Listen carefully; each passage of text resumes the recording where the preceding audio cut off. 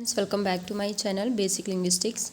आज का हमारा टॉपिक रहेगा लेवल्स ऑफ रिप्रेजेंटेशंस, जिसमें हम बात करेंगे डीप स्ट्रक्चर की एंड सरफेस स्ट्रक्चर की, जो कि एक बहुत अच्छा टॉपिक है और इसको समझना बहुत ज़्यादा इंपॉर्टेंट हो जाता है। इसलिए स्पेशली मैंने इस वीडियो में बहुत अच्छे से ध्यान दिया हुआ है, तो आप भी देखिए। सो लेवल ऑफ रिप्रेजेंटेशन की बात जब हम करेंगे, सो फर्स्ट ऑफ ऑल समझते हैं कि कोई भी सेंटेंस जब हमारे पास रहता है, ठीक है, उसके दो तरह के आपको देखने को मिल जाएंगे रिप्रेजेंटेशन। एक आपका डीप स्ट्रक्चर में रहेगा, एक आपका सरफेस स्ट्रक्चर में रहेगा। और जब हम ट्रांसफॉर्मेशंस की बात किए हैं एक अदर वीडियो में, वहाँ पे कैसे ट्रांसफॉर्मेशन का क्या रोल रहता है, इस पे भी बात करेंगे। तो देखते हैं the levels of syntactic representation. Syntactic representation का क्या सेंस है? इसका सेंस है कि आप किसी सेंटेंस की बात कर रहे हैं, ठीक है।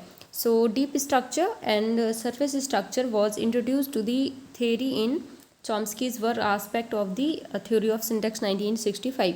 तो जो ये टॉपिक है deep structure and surface structure, इसके बारे में चॉम्स्की ने अपने एक उनकी जो बुक है aspects of the theory of syntax, जो कि 1965 में आई थी, उसमें इन्होंने बात की है। And the meaning of a sentence, in particular the assignment of thematic roles. इसमें क्या देखेंगे, सेंटेंस की जो मीनिंग है, ठीक है, वो क्या होता है, पर्टिकुलर एक थीमेटिक रोल प्रेजेंट करता है। लाइक एजेंट के रोल में हो सकता है या पेशेंट के रोल में हो सकता है, and so on. So to the arguments it determined by deep structure, while surface structure corresponds to the observed form, ठीक है। तो जो हमारा डीप स्ट्रक्चर है वो एक तरह से थीमेटिक रोल को रिप्रेजेंट करता है, जबकि जो सरफेस स्ट्रक्चर है वो एक तरह से ऑब्जर्व फॉर्म रहता है। सो इंक्लूडिंग द लीनियर ऑर्डर, जिसमें लीनियर ऑर्डर इंक्लूड रहता है। कुली कवर 1990।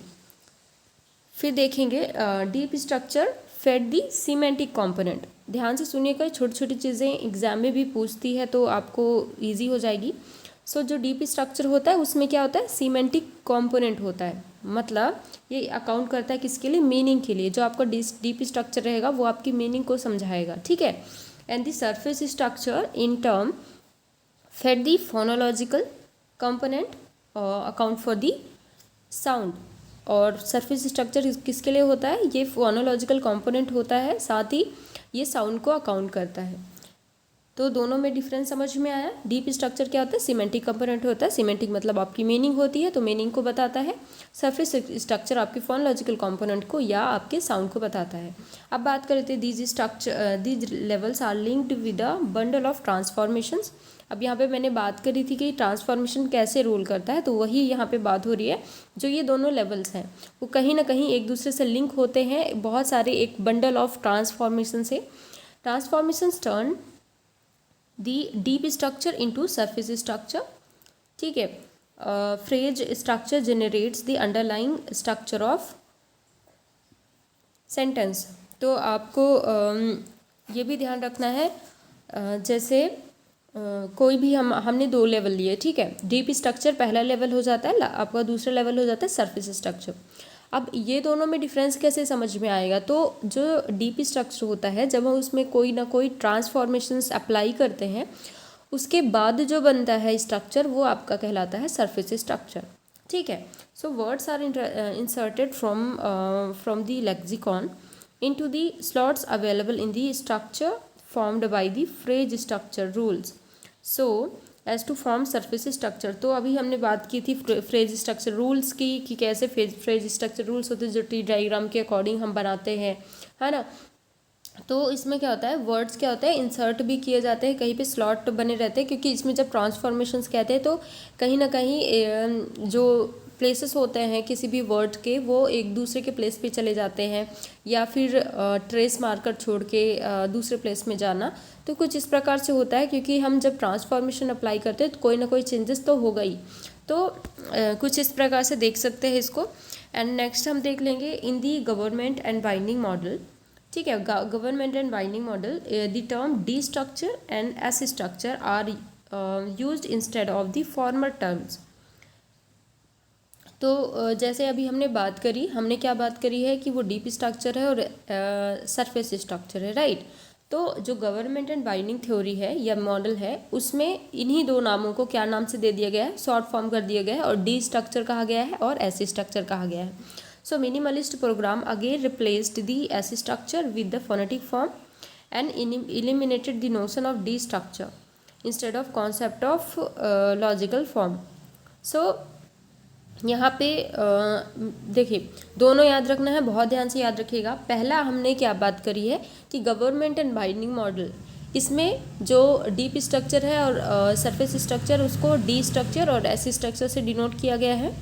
और ध्यान रखना, अगर मिनिमलिस्ट प्रोग्राम में पूछे मिनिमलिस्ट प्रोग्राम में क्या क्या नाम से दर्शाया गया है, तो मिनिमलिस्ट प्रोग्राम में जो आपका सरफेस स्ट्रक्चर है, जो एस स्ट्रक्चर है लास्ट वाला, वो आपके फोनेटिक फॉर्म के नाम से जाना जाएगा, और जो डीप स्ट्रक्चर है आपका डी स्ट्रक्चर, वो आपके लॉजिकल फॉर्म के नाम से जाना जाएगा. आई थिंक ये क्लियर होगा. एंड अब हम इसको अच्छे से समझ लेते हैं. मैं दोनों में डिफरेंस अच्छे से आपको बता दे रही हूँ. सो लेवल ऑफ रिप्रेजेंटेशन यहाँ पे आपको मिलेगा, एक डीप स्ट्रक्चर है, एक सरफेस स्ट्रक्चर है, और अभी हमने इनके लिए जितने भी टर्म पढ़े वो भी हमने इसमें इंक्लूड किया हुआ है. तो डीप स्ट्रक्चर को आप ले लेंगे, उसी को हम लॉजिकल फॉर्म भी बोलते हैं, और शॉर्ट फॉर्म में हम क्या बोलेंगे, तो इसको डी स्ट्रक्चर को डी एस और लॉजिकल फॉर्म को एल एफ. इतना समझ में आ गया. नेक्स्ट आपका सरफेस स्ट्रक्चर है. सरफेस स्ट्रक्चर में इसको क्या बोलते हैं, फोनेटिक फॉर्म या फोनोलॉजिकल फॉर्म, हमने जैसे कि पढ़ा था. अब ये क्या होता है, इसको एस स्ट्रक्चर या इसी को फोनेटिक फॉर्म के लिए पी एफ दर्शाते हैं. ठीक है, तो ये तीन नाम याद रखिएगा. ये सब सिमिलर नेम है, तो याद रखिएगा. एंड ये क्या होता है, थीमेटिक रोल को रिप्रेजेंट करता है, जिसमें हम थीमेटिक रोल में आपका एजेंट आता है, पेशेंट आता है ना. सो कुछ इस प्रकार से देख सकते हैं कि ये एजेंट पेशेंट वाला रोल निभाता है, जबकि ये एक ऑब्जर्व फॉर्म होता है, ये लीनियर ऑर्डर में होता है. साथ ही बात कर लें, क्योंकि जो डीप स्ट्रक्चर है वो एक तरह से सीमेंटिक कंपोनेंट है, इसका मतलब है कि वो मीनिंग को दर्शाता है. और फोनोलॉजिकल कंपोनेंट जो है, सरफेस स्ट्रक्चर जो है वो फोनोलॉजिकल कंपोनेंट का दर्शाता है, अर्थात ये क्या है, साउंड को दर्शाता है. साथ ही अंडरलाइंग रिप्रेजेंटेशन, इसको हम अगर कोई ट्रांसफॉर्मेशन देते हैं, या फिर हम ये कह सकते हैं कि जब डीप स्ट्रक्चर का कोई ट्रांसफॉर्मेशन हम अप्लाई कर देते हैं, तो ये क्या बन जाता है, आपका सरफेस स्ट्रक्चर बन जाता है. समझ में आया. अब हम एक एग्जाम्पल के थ्रू भी देख लेंगे. एग्जाम्पल जैसे हमने एग्जाम्पल लिया हुआ है, the dog chase the cat. ये एक तरह से सेंटेंस है, क्योंकि ये सिंटैक्टिक एनालिसिस इसमें करना है, सिंटैक्टिक फॉर्म में ही हम कुछ कर सकते हैं, तो एक हमने सेंटेंस ले लिया है. अब देखेंगे हम कि इसमें हम क्या चीज़ें कर सकते हैं. इट मीन्स हम इसमें कैसे दोनों जो लेवल्स हैं उसको समझ सकते हैं. तो सबसे पहले हमको याद रखना है कि कोई भी जब सेंटेंस हमको दिया रहता है, सबसे पहले उसको कैटेगराइज करो. कैटेगराइज का क्या मतलब है कि जैसे ये पूरा सेंटेंस पढ़ो, the dog chased the cat, right, ये सही है. अब ये देखेंगे कि जो द डॉग है, एक मिनट, ओके, द डॉग है, इसको हम क्या बोलेंगे, एनपी बोलेंगे. नाउन फ्रेज है ना द डॉग, और चेस्ट से आपका वर्ब फ्रेज स्टार्ट हो जाता है. अब यहाँ पे आप देखेंगे ये पूरा वर्ब फ्रेज तो है, राइट, लेकिन हमने क्या सीखा है, जब हम फ्रेज स्ट्रक्चर रूल की बात करते हैं तो हम देखते हैं कि जो वीपी होता है, वीपी के अंतर्गत वर्ब फ्रेज के अंतर्गत हम देखते हैं कि वर्ब आता है और क्या आता है आपका, अगर उसके आगे आपको कोई नाउन फ्रेज दिया है तो नाउन फ्रेज आता है, राइट. तो यहाँ पे आपको देखेंगे कि चेस्ड क्या है, आपका वर्ब है, और इधर आपका फिर से नाउन आ जाता है, नाउन फ्रेज, राइट. तो कुछ इस प्रकार से हम इसको लिख लेंगे. अब इसको हम क्या बोलेंगे, एनपी. अब यहाँ पे दोनों एनपी तो बोल नहीं सकते, तो हम क्या करेंगे कि इसको NP1 नाम दे देते हैं, इसको NP2 नाम दे देते हैं. साथ ही इसको हमने ये लिख दिया है कि जो कुछ ऐसा आपको सेंटेंस दिखता है जो नॉर्मल वे में रहता है, उसको डीप स्ट्रक्चर कहते हैं, क्योंकि इसमें कोई ट्रांसफॉर्मेशन अभी तक हुआ नहीं है. सो डीप स्ट्रक्चर या लॉजिकल फॉर्म या अंडरलाइंग फॉर्म बोलते हैं इसको. ठीक है, तो इसमें हमने देख लिया कि NP1, VP और NP2 हमको दिया हुआ है. नेक्स्ट आपका, अब इसमें हम कुछ ट्रांसफॉर्मेशन अप्लाई करते हैं, ट्रांसफॉर्मेशन अप्लाई करेंगे. आफ्टर दैट ये क्या बन गया, एक जो ये एक्टिव फॉर्म था, एक्टिव वॉइस था, ये हो गया आपका पैसिव वॉइस में कन्वर्ट. तो इसमें ट्रांसफॉर्मेशन होने के बाद ये कन्वर्ट हुआ है.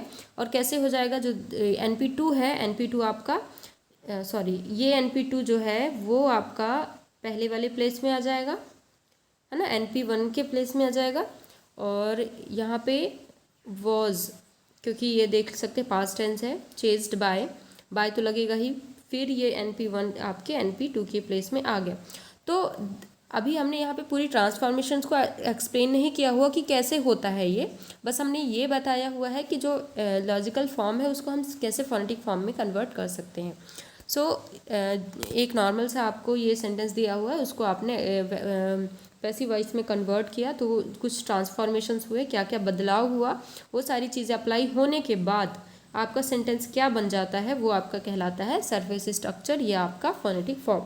आई होप मुझे ऐसा लग रहा है कि मैं अच्छे से समझा पाई हूँ। आप लोग को कैसी लगी वीडियो आप लोग कमेंट सेक्शन में कमेंट करिएगा।